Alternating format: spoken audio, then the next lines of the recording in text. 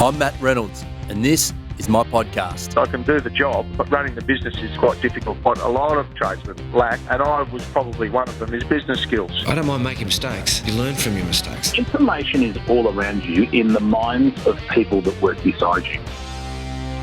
Welcome back to the Trench Talk podcast. I'm your host, Matt Reynolds, and today I spoke with John Akhoian, the founder and CEO at Router Hero, a plumbing company based in California in the United States. John opened his doors in 2011 and now, a short 8 years later, has some 250 trucks on the road servicing clients across 2 states. The idea of these discussions, for those of you joining us for the first time, is to go into the trenches of achievement and talk, not with people who are orchestrating from some lofty perspective, but to those high performers who are actually in the trenches, honing their craft. That has included guests from the worlds of business, sport and entertainment, all of whom are on the front lines doing amazing things. As you're about to hear, John has grown Router Hero at an incredible rate, has plans to go national, and has even given thought to international expansion. John has a real people focus. His mission is to help others maximise their careers and live fulfilling, comfortable lives. His quest is to create 99 millionaires within his own business, a project he is already making significant progress on.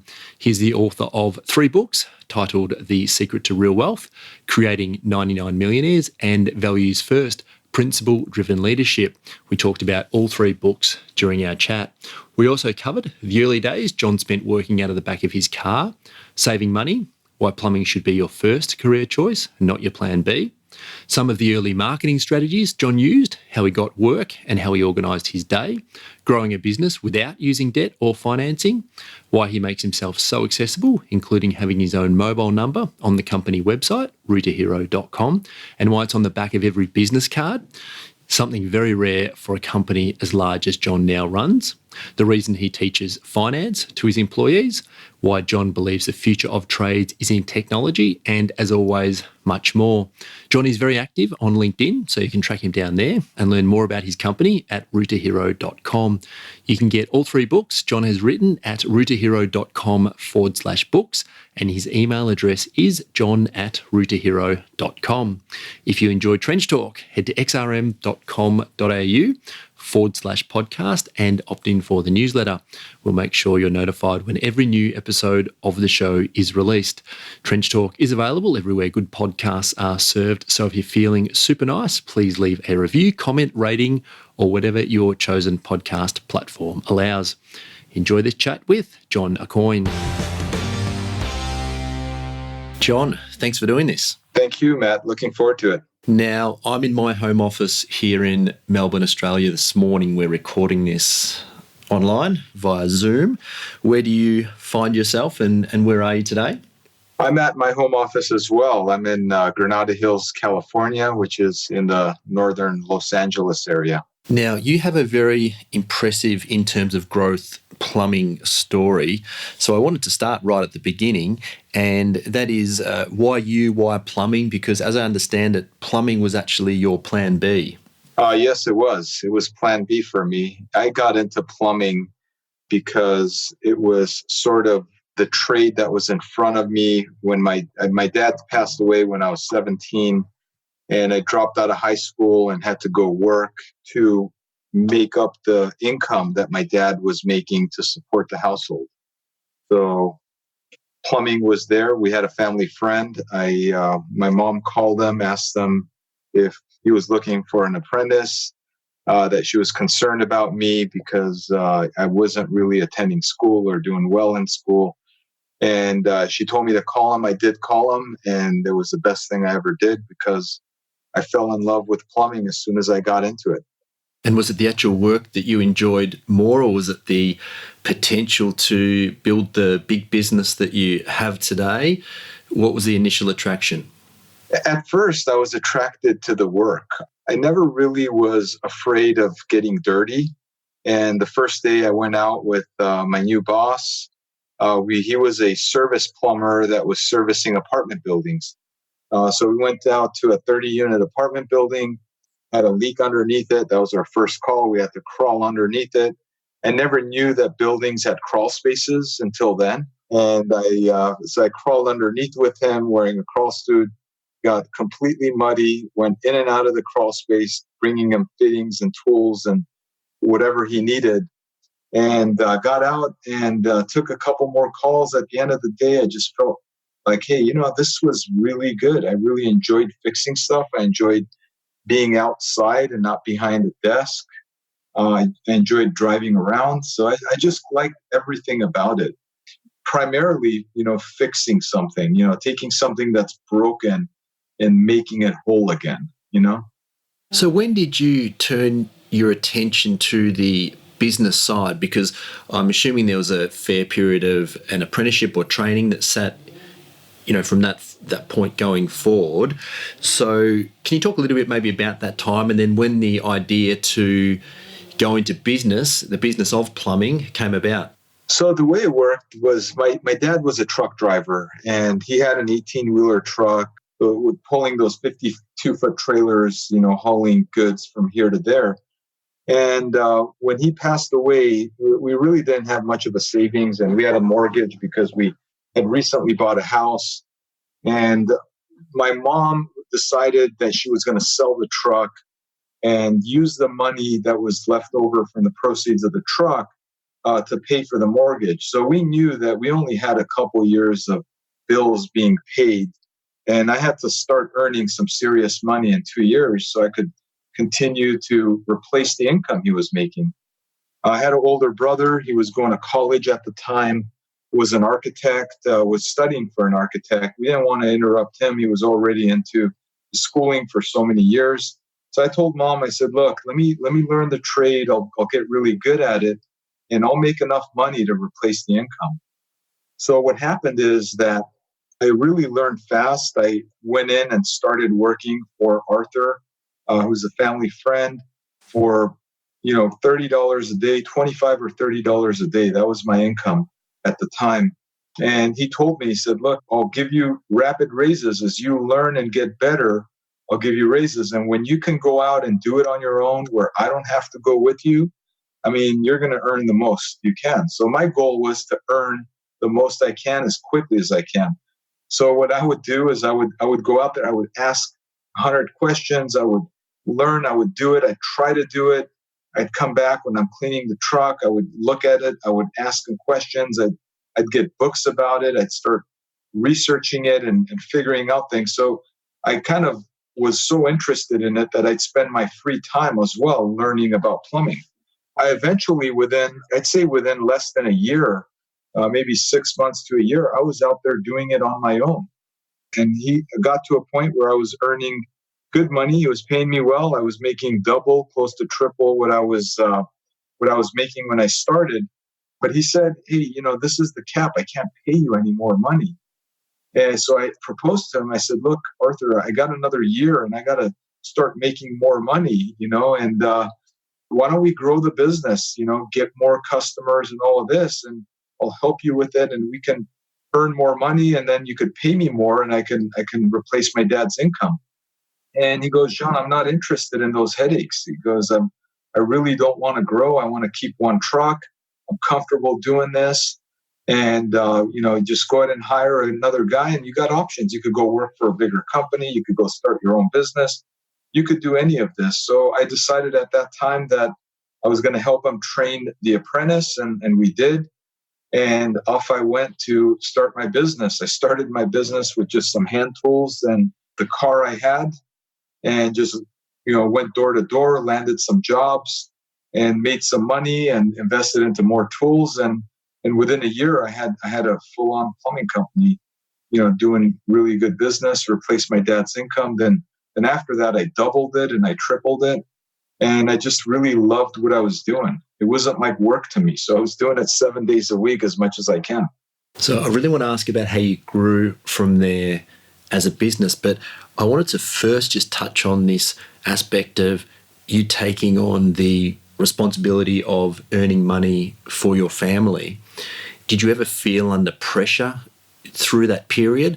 You had that 2-year time frame, as you said, but were you ever worried about not being able to do that? Oh, absolutely. It was a really tough time in my life. I lost my hero, my dad. I was mad. I was frustrated. I was angry.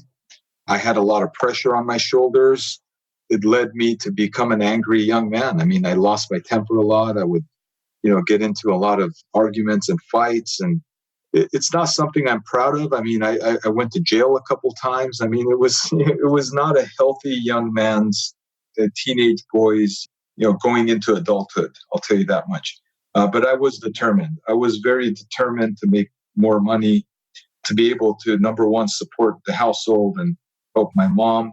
And I eventually did. And then I learned, I got better, and I started to grow. I found out that I really hated school, but I loved to learn. It was just this opposite of school. I didn't like going to school, but I really enjoyed learning about the trade. I like learning about how to get better. So I was constantly doing that without even realizing I was doing it. So how long was the time before you went from your hand tools in the car that you had already to what you would consider maybe a fully fledged business? So although you're obviously in business at that time, how long did it take, for instance, to get that first employee on, and what did the growth look like from that point forward? So first I was helping other plumbers. I was getting paid more money, but I had my own hand tools, my own torch. I had, my saws, I had my pipe cutters, I had everything I needed, and I'd put it in the trunk of my car, and I'd go to job sites. I'd help other plumbers, do repipes and do bigger jobs. And I was part of this small community of guys that anytime they would land a job, we would all help each other out. And I was making more money doing that. I was making more than the daily rate that Arthur was paying me, but it still wasn't enough. And sometimes I would end up landing my own job, and then I would call them, and these 2, 3, 4 guys I knew would come in and they would help me, and it would like almost multiply me to be able to do a lot more. So it went from probably about 6 months to a year. I remember my first truck, my first van I bought. It was an old navy blue Ford van. And it literally probably had 150,000 miles on it. I cleaned this thing up. I put all of my tools in it. That was my first truck, my first van. And I bought it after doing a few jobs and putting some money together and having enough to invest into a van. And that's when I felt that I really had a plumbing business, because I was efficient. Now I got the truck. I went and got the DBA. I got the name. I was going to school. I was taking some classes to get my license. I had applied for my license. And that's when it was starting to become real. And how did you find your work initially? So what I would do is, I would go out and work with these guys every time they would land a job. I was in their Rolodex. They'd call me. I'd go help them. So half the time I was helping them. The other half the time I was marketing. I was going to management companies. I had a neighbor across the street from the opposite side of my mom's house, and his name was Alan. And I still know him until today. He's an air conditioning contractor. And he had really good accounts with management companies. So when I was growing up, Alan didn't like me because I was that nuisance kid across the street. But over time, he grew to like me. We hit a friendship. I apologize for all the stress I caused them. And he eventually introduced me to his management company contacts. And he got me 1 or 2 contacts. I went out there. I told him, look, you don't have to pay me for the first job. I'll do it for free. I just want to earn your business. So I'd go in there and I would do some work for them. And then I'd go, hey, this one's on the house. And whatever you're paying your other plumber, just pay me 20, 30% less. You don't have to pay me more. I just want the business. And I started getting more and more work from them. And the more I got work from them, the more they liked me. The managers eventually liked me. And then I got into a second truck. It just got so busy. I was like, hey, now it's time to grow. And then from there, did you keep running this same pattern? Was that visiting these management companies, offering to do things for free, maybe a little bit less? Was that how you then built? Because what I'm thinking is that, and I don't know this, but you must have gone sort of 1, 2, 3, 4 trucks before the growth must have started to ramp up in somehow, just purely to get to where you are today? Yeah, so in the beginning, I was taking on any kind of job I could get my hands on. I was doing new construction plumbing. I was doing custom homes. I did some really big, nice Hollywood Hills homes for an architect builder that would call me for work. And And I was doing, apartment building repipes. I was a really good repiper. Because I learned on apartment buildings, 30, 50, 100 unit apartments and servicing, I really knew how to handle bigger pipes. So I eventually started getting jobs where I was putting bids in and getting 30, 50 unit complete repipe, right? So I was doing jobs like that. And then my customers in the daytime, I was, managing these big jobs. And then at nights, I would go do my service work because my customers would call me and I didn't want to keep them hanging. So I'd work until 4 or 5 o'clock. And then from 5 to 10, I'd run around fixing faucets, cabling drains, doing everything that I had to do to keep my client base going because I knew that was my bread and butter. So it was pretty tough in the beginning, but I went to one truck. My aunt called me, said, "Hey, your cousin," and at the time my cousin was kind of the same. He wasn't liking school. He wanted to drop out. And my aunt called me, said, "Your cousin is going to drop out of school. He doesn't want to go. So will you take him and teach him plumbing so he can at least have a career?" I said, "Absolutely. I need help." So my cousin Tony came to work with me, and same thing happened. I told him the same thing. "Hey, you're either going to love it or hate it." And he ended up loving it. He started helping me. 3, 4, 5, 6 months later, he's out there doing it on his own. I was able to send him out to jobs. I bought my second van. I put all of the tools I needed. Then what I would do is I would work on these big jobs, and then Tony would go out and do all the service work for me. And we did that for a while. We did that for quite a while. And then I saved a bunch of money, Matt, and I was looking at investing the money. And that's right before, I met my wife when I was like about 18 or 19 years old. So it was pretty early. I was very young and we were dating and everything. It was probably 19.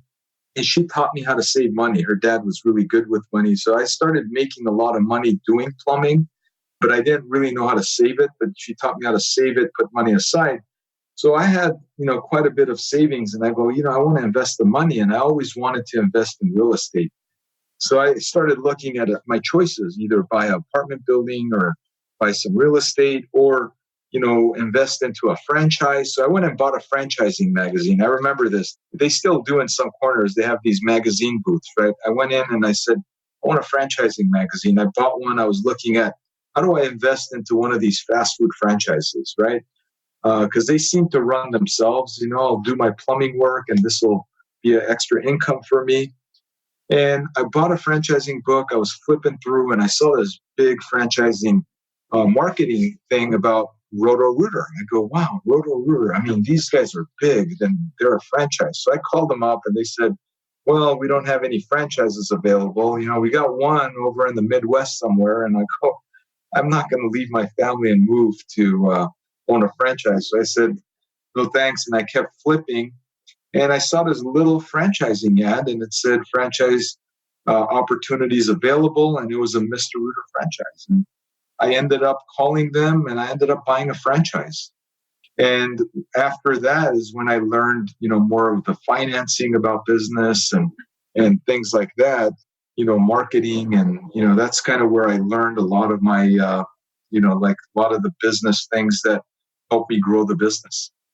And what was the strategy you said you were taught for saving money? Was that taking a percentage of your income, or how were you taught the art of saving? Well, number one, my wife said, "You need a savings account. You can't walk around with a wad of $100 bills in your pocket because you'll end up spending it." And I usually did. I think we can all relate to that at some point in our lives, right? Yeah, exactly. So we went to the bank together and she said, "You got to open up a savings account." I said, "All right."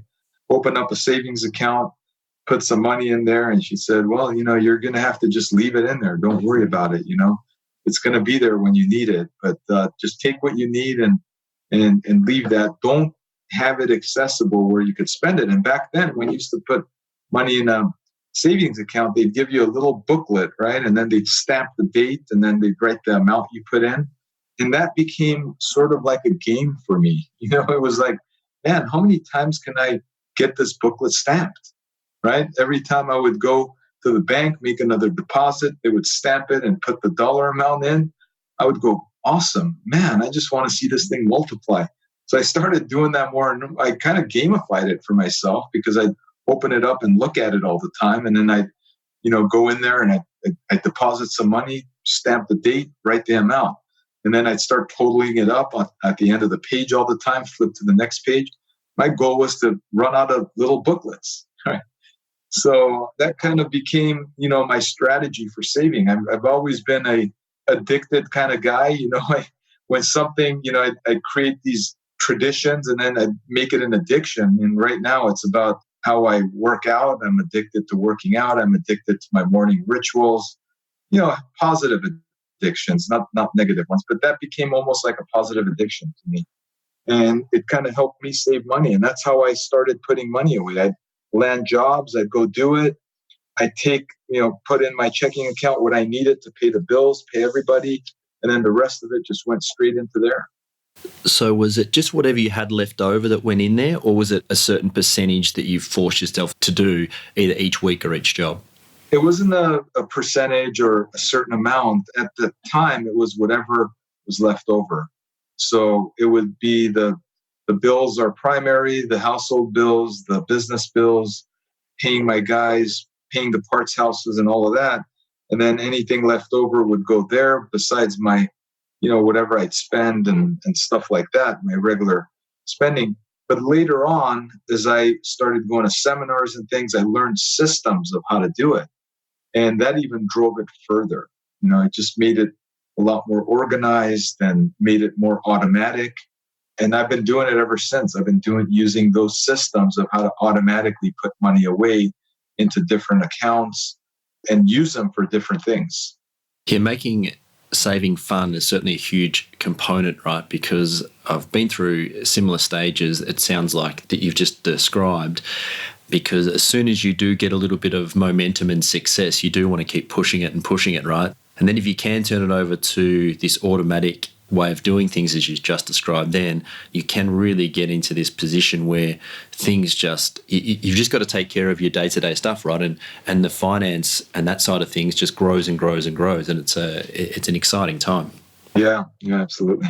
So when you first joined this franchise group, that's when you began learning more about business structures, systems, marketing, these different aspects. Is that correct? Yes, that's correct. They had a 1 week training. I went to the 1 week training, and it consisted of finance training, goal planning. I mean, I've been a driven person, but I never had a real structured way of designing my life and setting up goals and working on them. So I started setting up goals, spiritual goals. I started setting up financial goals. I started setting up health goals, relationship goals, and all the different aspects. And then I started working on it. Now I had a here am I, and here's where I want to be, and here's all the things I have to do in between. So I would start working on that. I'd start learning how to purposely go in and do the things I had to do to better my life in the different areas that I had to better it. And I learned about finance. I learned how to read financial statements. I learned about, money in, money out. I kind of knew that by my checking account. Like, if I can't pay the bills, I'm not making enough money. It was almost obvious. But when it gets bigger, you got to have a structured way of looking at it where you're not just running out of money. You can see something happening. You could start predicting. So I'm sure that you see a lot of different businesses, and as trade companies start to make that transition from, I suppose, a way of doing things that you have complete control over to this more business focus, do you see any common mistakes being made there? Because I know here in Australia, a lot of business owners have trouble pushing through that time period and then growing beyond that. Yeah, I know what you're saying. I mean, there's always the fear of failure, right? Because you have to take some risk in order to grow from one truck to the next. And there's a level of comfort that you have to leave You have to leave your comfort zone and you have to do things a little differently. So that's always been part of mine as well, because with growing up and coming from where I have, I've always had this motivation, or you could call it fear. And it was always this fear of poverty, right? And until today, it still kicks in where, what would I do if I lost it all, But I had to get accustomed to becoming okay with making decisions that would be risky, but that would be calculated risk. For example, if I'm going to buy another truck, okay, we're not going to have the work. What's the worst that could happen? Well, if I pay for it, I use my savings money to pay for it. I don't have the work. At least I don't owe any money on there. And I could park it, but it won't, I don't have any debt, so it's no big deal. I'll sell it. I'll lose a little money, but I'll recover. Right. So it was always like, and then I started to not finance anything. I was always into, pay it off. If you don't have the money, don't do it. Until today, I'm the same way. If I'm going to buy something and I'm like, hey, I'm not going to go and put myself into debt to do that. I'm going to just pay for it. If I have the money, I'll do it. If I don't, I won't. So there's always that fear of doing that. But I think what a lot of business owners do wrong is that they'll borrow for the future, right? They'll borrow from today for the future. But what I believe is that you have to work and save and use that saving money to put into the risk that you're going to do. Because if you lose it, at least you lost what you saved. You don't owe somebody. You're not on a negative, Well, you don't put yourself in that position where you can go backwards, right? You might sort of stall for a while, but the lease costs and finance costs can't eat you if you don't have them. So it's really interesting you say that. So through expansion of your business, you really haven't used debt or financing in a big way. Not really. We've always managed to try to pay things off. Now we have vehicle leases. We've got into the hundreds of vehicles. So, at this point, we use debt as a leverage to help grow the company, but it's still calculated. We still look at it like, okay, we have to use the debt as a tool, not to put us in a deeper amount of debt where we're not going to be able to pay for it. So we just look at those factors and make sure that we just have more assets than we have debt, and we have more cash on hand than we have debt. So if anything does happen, we can actually pay that debt, and we're not obligated or fall behind. So when you're making a decision to expand, be it buy another truck or location or whatever, you're not looking at the demand of work as such, as in that feeling busy kind of space, but you're actually looking at the numbers to make sure that this is a sustainable thing going forward. Yeah, exactly. Like if we're expanding our business, there's been times where we're aggressively opening up new locations.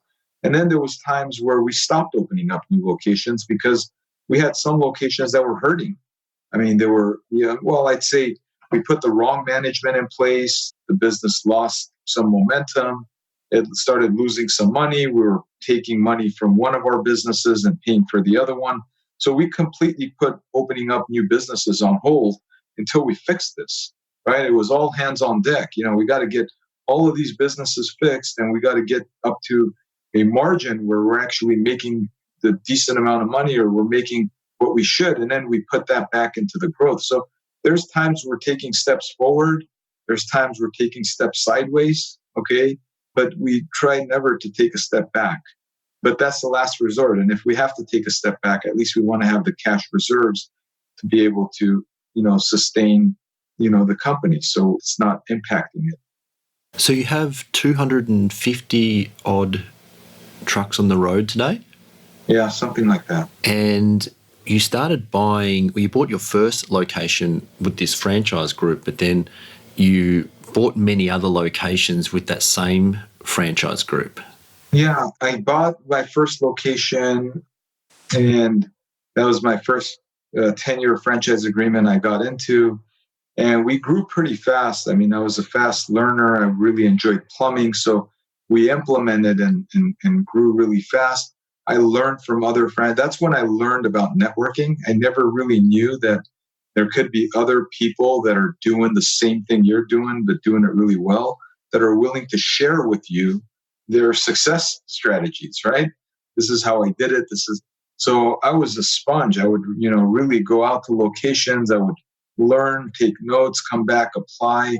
And I learned from a lot of other franchisees, and I did a lot of the things that they were doing to grow their business. And eventually, we grew to a point where, we became one of the fastest growing franchises. We became franchise of the year, eventually became rookie of the year, and then sales leader of the year. And then year after year, we're the sales leader. And we would do the same thing. There'd be a franchise opportunity. Hey, this guy's not doing good, wants to sell his franchise. I would be all over that. Hey, let me go in there. Let me operate a franchise. In our first location, I remember my cousin Tony was my number one employee. He was my first guy. I bought a franchise and asked him, hey, Tony, will you move out there to run this franchise and, work out some kind of equity deal for you? And he's like, yeah, absolutely. And he went out there, we bought this company, and we just took this. I remember at the time, this franchise was doing $300,000-$400,000 a year. We went out there, bam, first year we did $2 million. And then we went up to $3 million, and, it started to grow it. And it was just like, wow, this is amazing. Let me do a second, let me do a third one, let me do a fourth one. And we did. And it got to a point, with the franchises that they grew really fast as well. They sold a lot of their franchise territory. And it got to a point where there was no more acquisition opportunities and the ones that were selling, they wanted millions of dollars for a company that was doing hundreds of thousands of dollars in sales. And it just never made sense. It was like, wow, I can't pay you that much money for this franchise. It's not worth it. But the word got around that, hey, John's buying franchises, so he'll pay for yours. And then people would call me, but they wanted ridiculous amounts, and they were just emotionally attached to their business. And I ran out of growth opportunities. So that's when I figured, I need to sell my franchises and start doing this a little differently so I can have more opportunities to get into other markets and do other things that I'm restricted from right now. So I wanted to ask about this period, because how many locations did you have? I had 4 locations. 4. So it's quite a sizable business. Now, you sold the 4 of them pretty well together or in the same time period? It was kind of the last 2 went together. The first 2, there was just a gap between those as well. And all 4 were all within probably about a 2-year period. And then did you have a gap before starting completely your own operation, or was there a transition, or did you take the business with you? Well, what ended up happening is some of the franchises, I just couldn't sell. So we ended up winding it down and started giving the franchisee their assets back, which is the name and whatever they needed, and then worked out agreements with them on how to service the customers, because there was a bunch of warranties and stuff. So there was a couple of them that we ended up converting, but the other 2 we ended up selling. What did you change, apart from, you had to come up with your own name, obviously, but how did you change then going forward to start again to grow rapidly? So we started to open up more locations. After we had already made an agreement with the franchisor, I started to open up locations at that point, because I already knew that the other 2 were going to be selling. And while we were actually actively operating it and marketing it, we were busy opening up locations. We had 1 year where we opened up 4 or 5 locations in one single year. So we were rapidly, using, finding the right people, opening up the location, putting people in charge, getting them the assets they needed, putting money into marketing and ramping it up. Just to change tracks a little bit, how do you describe your style as a leader? Because you said early on that you were, I suppose, a little bit reckless in some of your behaviour from time to time. So when you got to this point of rapidly expanding and you've got a fair bit of business growth under your belt, so to speak, how do you describe the way that you were leading the company at that point? Well, I was actively learning at that time, and I would say I was learning and shaping my leadership skills. I've always adapted to or looked for somebody that I looked up to and would try to become like them.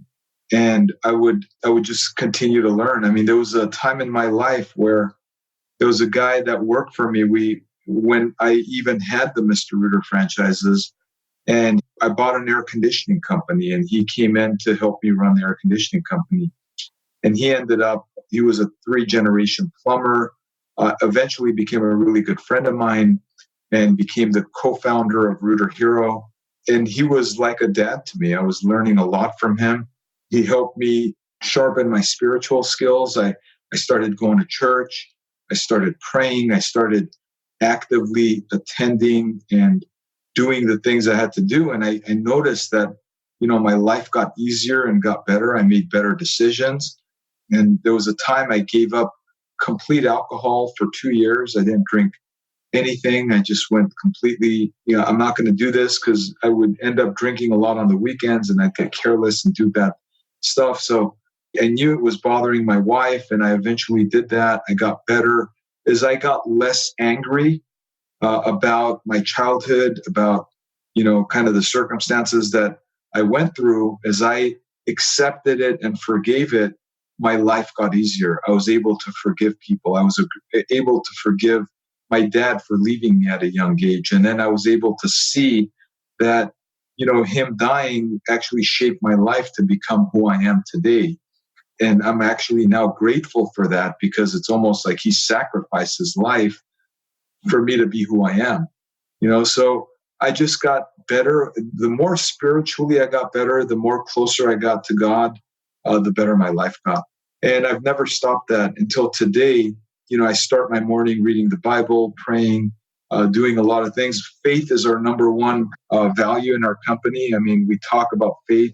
We read our values. I wrote a book called Values First, and it explains, how Mike influenced me to better my spiritual side, and how that actually impacted me as a leader. And I think it just made me better and made me realize, the potential I had. Yeah, I wanted to ask you about, because you've written 3 books, so I wanted to ask you about each of those. Just before we do that, can you just give us a little bit of an overview of what your business looks like today? I'm not sure if you go into numbers or whatever at all, but in terms of, you said about 250 trucks on the road, in terms of location and what the organisation looks like? Yeah, right now we're spread out into 2 states. We're in Arizona and California. We have primarily, most of our locations are in California. They go from Northern California to Southern California. We have our main office, which is, we call it our hub. And that's in Mission Hills, California, that's where we have our call center. We have our accounting team. We have our marketing team. We have our human resources team over there, recruiting, and our COO and our executive assistant, all of them that work on our centers, work out of that building. And their job is to make sure all of these locations that we have all the resources they need to be able to, help the managers that are running it.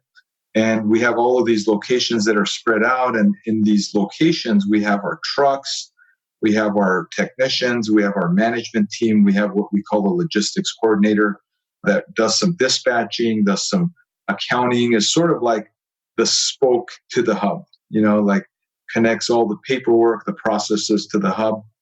And then we have our manager, and then we have our team of plumbers. We have our guys that are out there running, plumbing calls. We got the guys doing service. We got our install teams. We have our salespeople, and they're all out of these individual branches. And you're primarily a drain cleaning and repairs focused company?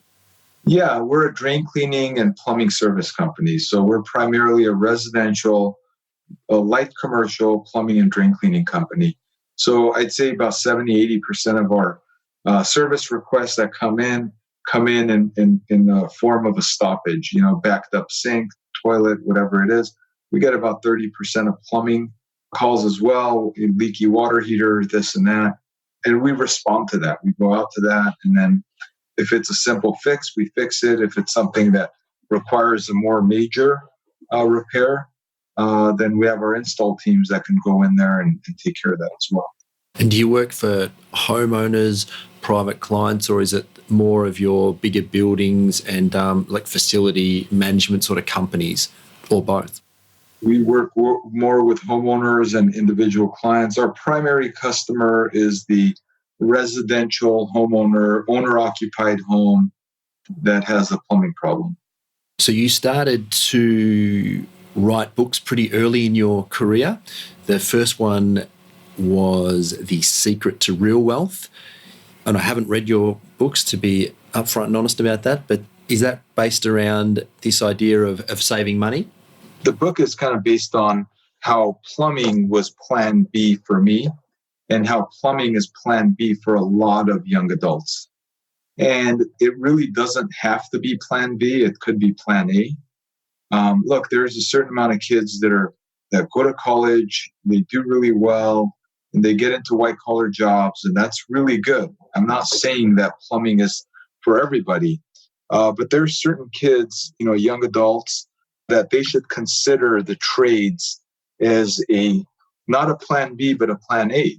Because to me, plan B was much better than plan A, because I had a bunch of friends that had a plan A to go to college and get a degree and do all of that stuff.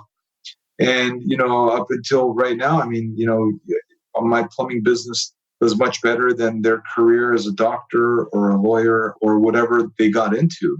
It's just, we should not look at the trades and look down on it. We have a shortage of plumbers, electricians, HVAC, and all kinds of other trades. And we should always consider that, this can be a plan A. We can make a lucrative amount of money, and we can create wealth for ourselves and our families by getting into the trades. So that's what the book is about. It's about sharing the statistics, the gaps, the infrastructure that's wearing out, and how we're going to have more of a demand. And a lot of the trades people are retiring and not enough people are going in. Therefore, we are predicting that there is going to be a shortage into the future as well. So that's what my first book is about, and how to consider it as plan A. And there are some success stories of people that actually got into the trades like it was plan B, but created true wealth and a good lifestyle for their families by getting in, and how they could do it for themselves as well. I feel pretty strongly about this, to be honest, because the default seems to be, at least from my perspective here in Australia, that we do go down that university path maybe a little bit too easily, I suppose is one way of putting it. If you want to go down that path and it's right for you, there's no question that you should do that. We need professional, as you said, doctors and lawyers and many others for society to function. So I fully support that. But I think the two real issues with defaulting to that when you're not quite sure what you want to do is that you lose two things which you don't in the trade space. And that's time and money, right? Because you've got to go into debt to get a college degree or to go to university here, and you lose so much time because it takes a lot of time to complete them, right? So the trade way of starting your career has, you get paid to learn and you don't lose times in terms of your earning potential and capacity, right? So I think that if you're not sure what you're doing, then we really should start looking at trades at least as an equal option, right?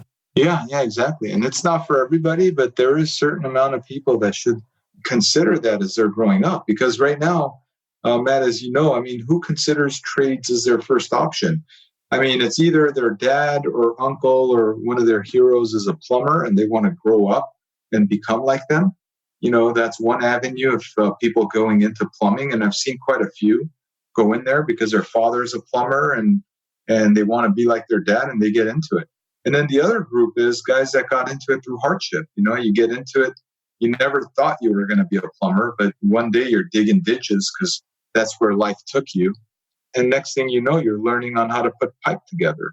And now you're becoming a pipe fitter and becoming a plumber, right?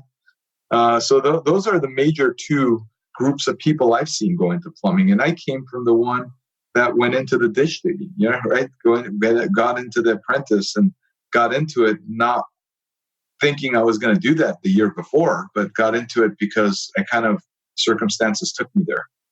Yeah, it's something I think we, as a society, we do absolutely need to rethink a few parts of. So I agree with what you're saying on both those points there. So from there, you then wrote Creating 99 Millionaires, which is your second book. Can you cover the, I suppose, mission that sits a little bit behind this? Because one of the things that often comes up in these conversations that I have with people who have built and run very successful companies is that their focus is not often on the manual component like the plumbing or whatever it is that they do, but it's actually on the people within the business. So can you cover the Creating 99 Millionaires and what you're attempting to do there? Yeah, this book is, the subtitle is Making It Big as a Home Service Salesperson. So I got the idea of this book when we were doing a massive training for our sales teams. And we had a group of our guys that were in a training meeting. So a few of our salespeople actually, one of them in particular came to me and thanked me and said, "Hey, John, just want to thank you because I just became a millionaire." And I go, "Wow, that's awesome. Congratulations. Tell me more." And he explained how, he was able to earn enough money in the plumbing trades and invest money and save money and how his money multiplied. And now he's officially become a millionaire.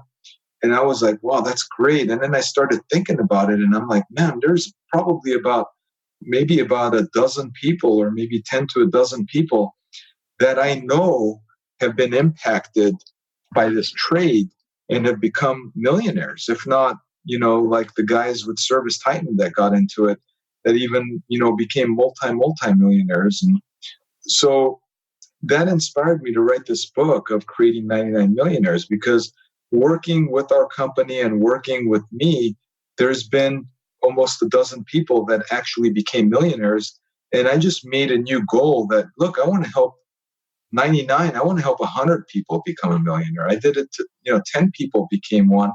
So in the next, 5 to 10 years, I want to make a 10 times impact on this. And how could I do it? And it's by helping people make more money, helping them save money, and helping them invest money, and helping them accomplish their goals, period. Okay, and whatever that is. So it's been a big aspiration of mine is to 10 times the impact that we've created while we were creating Rooter Hero in our companies. We've helped so many people become millionaires. Now we want to do that more because it feels good. It feels good to help people. And you actually teach financial literacy inside your company? Yes, we do. We have classes that we've been doing and we continue to do, which is teaching people the concept of how to get out of debt, how to save money, how to invest money, and how to put money into savings and how to put money into a donation account and how to purpose it. Because at the end of the day, and I write it in the Creating 99 Millionaires, it's not about how much you earn. There's a story in here that I share, and it's about a janitor out of San Francisco that never earned, more than $30,000 or $40,000 a year. And when he died, he left a $10 million estate to his family. And this was a janitor from San Francisco, the highest rent districts in California, living over there, being a janitor, making minimum wage or just, barely above minimum wage. And this guy created a $10 million estate for his family. Now, it wasn't because he was earning a lot of money. It was just because he was good with his money. He knew how to invest it. He knew how to save it. And he knew how to multiply it. And those are the principles that we teach people. We teach them, look, it's not about how much you make. Yeah, that makes a big impact because that'll speed it up or slow it down. It's just a matter of how fast you can become a millionaire. The faster you earn more, you could shorten that curve. But ultimately, it's about how you spend money, right? Because that's what people are having a problem with. is that they're spending way more than they're earning. So the janitor that you just mentioned, I'm assuming that they lived on very little and then must have invested a fair portion of what they earned? They invested a fair portion of what they earned. He eventually bought a very small piece of real estate, flipped it into a bigger one, and worked hard to pay it off. And as real estate appreciated there, he also was putting money into his pension plan and not touching that as well, and was clearly living below his means. I'm pretty sure that they had more than one household working, and they were all on the same page and were all rowing and pulling in the same direction. And over time, the man's estate built up to over $10 million that he left his family. And we use that principle, or we use that story in the book to talk about how it's not about how much you make. It's about what you do. And then we refer to some books, other books that I've read called The Millionaire Next Door. And there's a really good book that we recently read called The Latte Factor. And we point our people to read these books as well, which talks about how, what is your factor? Is it, is that cup of coffee that could be invested into retirement that could make you a millionaire? Because some people are investing $3 to $5 on something that they could do themselves. And over time, what does compound interest look like? And what does it do for you? So in addition to the financial literacy training, there's a number of other training sessions that you run specifically, I would assume, in your company. Do you want to briefly just cover the areas of what they are, just to give us an understanding of I suppose, the important aspects that you feel that your employees need to be continually reminded of? Yeah, we teach quite a few principles. One of them, is the financial training. Another one is that we teach principles out of the 7 Habits of Highly Effective People. It's the principle on that as well. And besides that, we teach a lot of our technicians and salespeople communication. Like, we have something called the 5 Keys, which is a process we run in our company, and how to turn the 5 keys and the doors they open.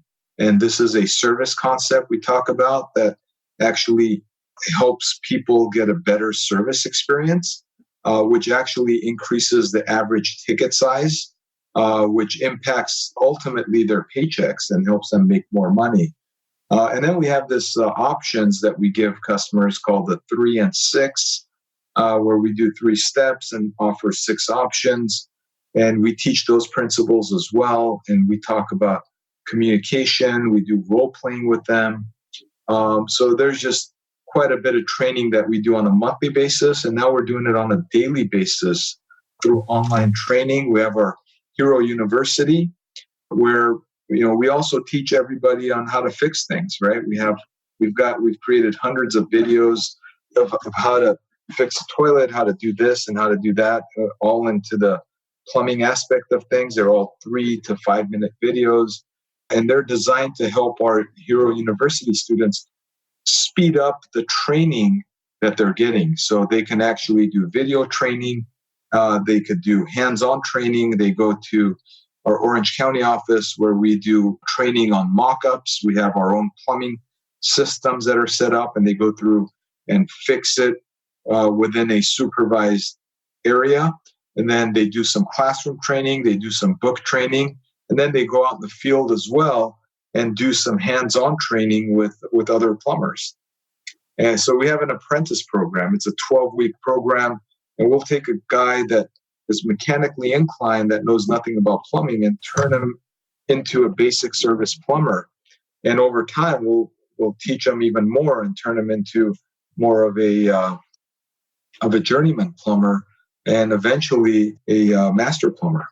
So I think the system in the US works a little bit different to here in Australia, but you're actually bringing people from externally to the plumbing trade into your organisation, and then you're giving them the book training, in line or at the same time as they're actually going out into the field and learning more of the hands-on stuff?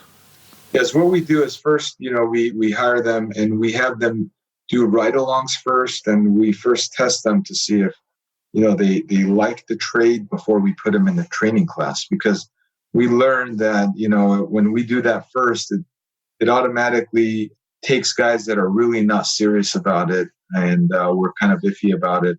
And we don't have to go through a 12-week training and then put them in the field later and then find out it's not going to work out. We try to limit that so we have the best success factor.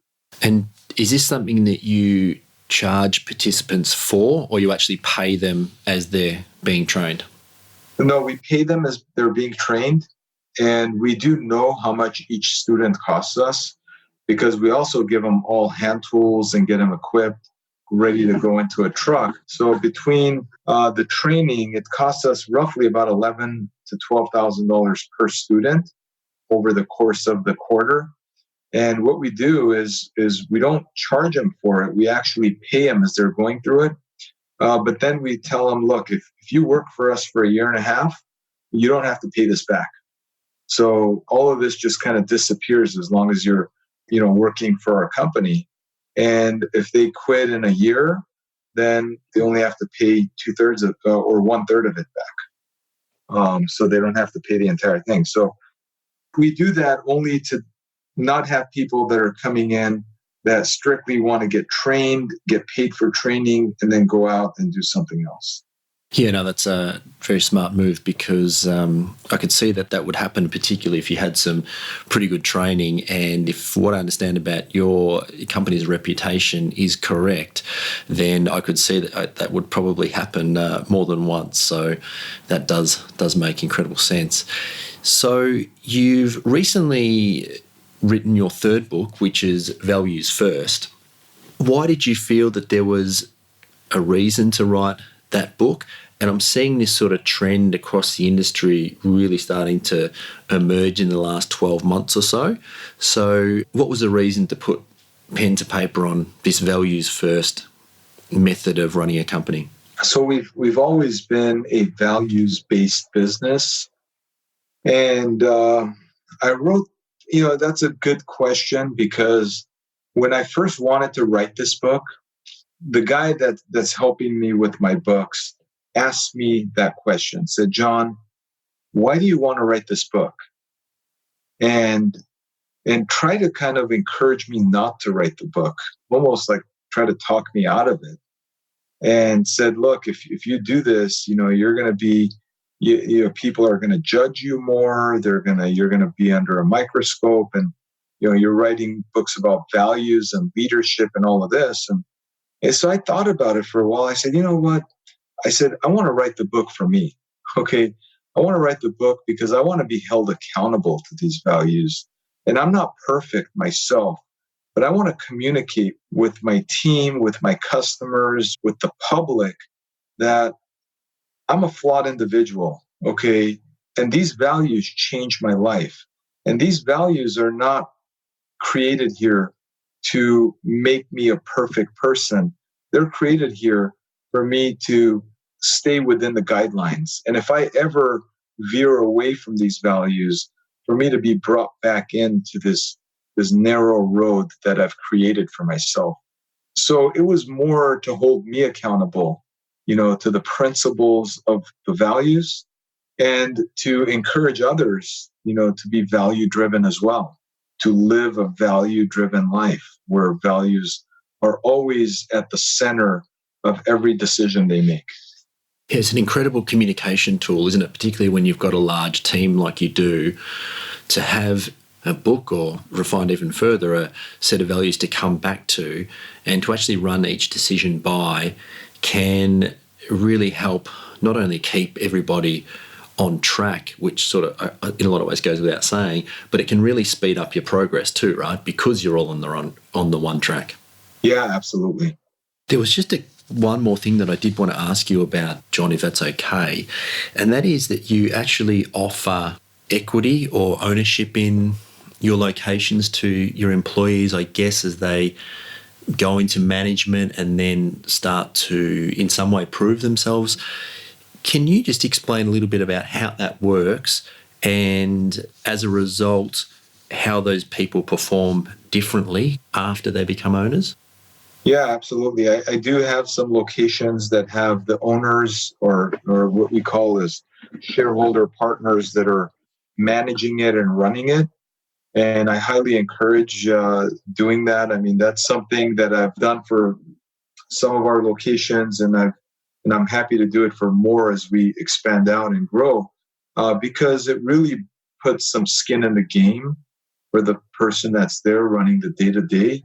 And there's a pride of ownership. I think there's the pride of ownership as somebody feels like, hey, this is part of their own.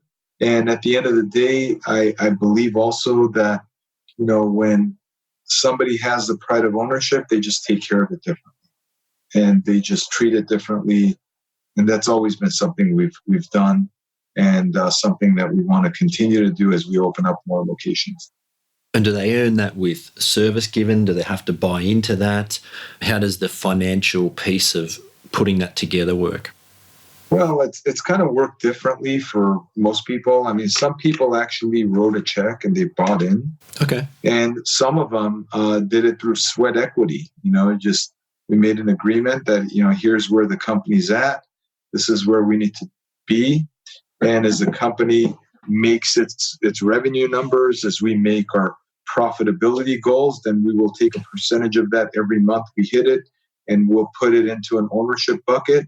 And when we reach this amount, then you're becoming an owner. And that's also worked really well. Awesome. Well, again, your results in terms of growth certainly show that. So that's certainly a great idea if you are trying to expand and have more buy-in, I guess, and do it at a rapid rate. You said before, you mentioned Service Titan before, which is for those that don't know, is a job management software program, if you like. And I understand that you were actually their very first customer. So I thought I might ask you about, with this technology wave that just seems to be coming at the trade and plumbing space at a million miles an hour at the minute, where you see the trade going and how you sort of predict it might change over the next 5 to 10 year period as we see a lot of these companies try and make the things that we do more effective and efficient. Yeah. So Service Titan, we were their first customers, and I met the two partners at a very early time in their career, and it was a pleasure seeing them build such a big software company. And I believe that the future of the trades is in technology. I don't think the technology is going to change certain things, like how people feel when we're in their house or how the plumbers fix it. It's just going to help make it easier. There's going to be technology that's going to help us with sensors and apps and other things that's going to help people gain control of their home so they don't have a flood like they did before, and be able to prevent. It's going to be more into prevention of their plumbing system, ruining their house or having something done. And it's also going to help us in certain areas, like when it comes to marketing our business and when it comes to the social media aspect and other things like that. But it's not going to change the fact that when we're in the homeowner's home, that they're the king and queen, and that we have to treat them like the king and queen, and that we have to respect their home, and we have to take care of their needs and do it in a way where we communicate well with them, where they feel good about the service. None of that is going to change. All of that's going to stay the same. So our delivery system won't change, but how people find us and how people take care of their house through technology will be something that will change. So you're obviously a very pro-technology person, being so early to adapt even the first iterations of job management software with Service Titan, right? Yeah. There was a lot of things we wanted the software to do, and these young software engineers made it happen, and they really built a very good product. And I'm proud of it because, we were their first customers, and a lot of the early stage creations of the software happened right in our office. Oh, is that right? Awesome. So you had a hand in the early stages. Yeah, it was back when the developers were the owners. But now they probably have a couple hundred developers that are out there, enhancing it. But yeah, they were the ones that were actually doing the work back then. And it's a program you still use today? It is, yeah. It's a program we use today, and it's a program that we recommend to the trade. I mean, it's something that has changed our business, and I know it's changed a lot of businesses out there. Right, John, I'm going to try and start to wrap this up because I want to be respectful of your time, although I could talk to you for a lot longer, I must admit. But if you could have it all done, with a click of your fingers, where do you sit in 10 years from now? Well, 10 years from now, I'll still be a plumber. Now, I'll be in the plumbing industry, and our goal 10 years from now is to become a nationwide company and possibly even a worldwide company. Okay, so the international aspect you've thought about. We have thought about it, yeah. So right now it's about becoming a nationwide company, and that's something that we're working on, and we'd like to accomplish that first and then move out to the rest of the world. Awesome. Now, if you could have one law changed or implemented, what would it be? I would say, just the way the schools teach young adults, I would think, when I was in high school, I just really hated the way I was taught. I thought I hated school at the time. But I learned that I really love to learn. I just didn't like the way I was taught. So I would just change that, because I just think there's just so many people that are out there that are hungry and they want to learn, and they want to learn differently. And I think our school system just caters to one type of learning aspect. And I would change that, because I think that, there's more people like me that are out there that have been impacted. Oh, sound advice. Now, if you could give a young person just starting out, maybe in the plumbing industry with dreams of building a big organisation or financially exciting future for their family, if you like, what one piece of advice would you give to that person if they're just starting out? Continue to learn more about the trade, learn more about how to communicate, learn more about how to become better, spend as much time just getting better, because the better you get, the easier it's going to get for you. So spend the time to learn and better yourself. Do you have any requests or parting words for my audience, John? I just want to thank you, Matt, for taking the time to interview me and ask me these questions. They're all really good questions, and I really appreciate you taking the time to take interest in my story. Now, if someone does want to get in contact with you, you can go onto the Route to Hero website, which is routetohero.com. Are you reasonably active on LinkedIn or not? I am. I'm active on LinkedIn. And our website, you can go into routetohero.com/books. And if you want any of the books that I've written, you could feel free to get that. My email address is john, John, @routetohero.com. My cell phone number is on the website. If you want to get a hold of me, I'm really easy to access as well. And yeah, it's not hard to get a hold of us or myself or any of the books. We give out the books. So if you want an ebook, feel free to go to the website, request it, and we'll send you a free ebook. Awesome. And how many phone calls do you get a day? Well, Matt, I got my...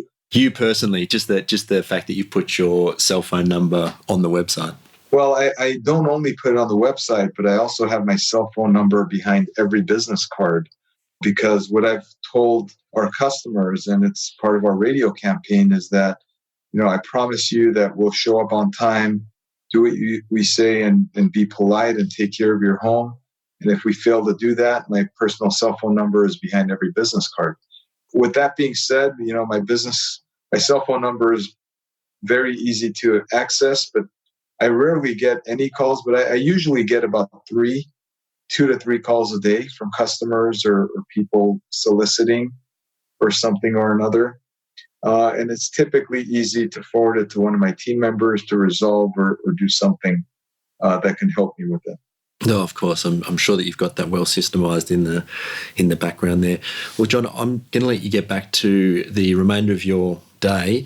Once again, thank you so much for carving out some time to talk to me and to do this. And I must say, I was really I was excited for today's conversation, and I admire the company and the growth that you've had. I think it's really awesome the way that happened for you, and I look forward to continuing to watch your journey as the next 10 years unfold for you. Great. Thank you very much. I appreciate it, man. Hey everybody, it's Matt again. Thanks for listening. Just a couple of things before you guys clock off. You can get all Trench Talk episodes at xrm.com.au/podcast. You can also sign up for other goodies at the same site. Just plonk your email in there and you are covered. That's X for X-ray, R for Romeo, M for Mike.com.au/podcast. If you really like what I'm bringing you, please head to iTunes, subscribe to this show and leave a review right there. And lastly, if you want to contact me directly, type the @ symbol followed by Mr. Matt Reynolds into your search bar and you'll find all the social links. Goodbye.